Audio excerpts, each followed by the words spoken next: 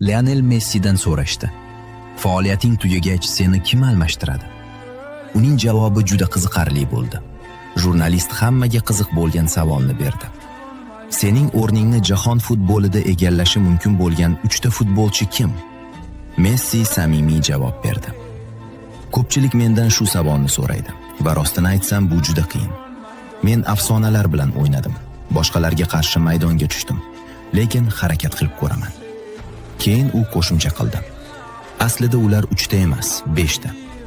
5-o'ringa u Pedrini qo'ydi. Uning futbol aqli va erishgan yutuqlari uchun. 4-o'rinda esa Vinicius Junior. Messi uni yanada ta'sirli futbolchi deb hisoblaydi.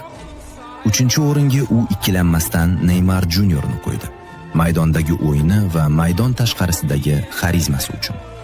2-o'rinda esa u hammani hayratda qoldirdi. Cristiano Ronaldo.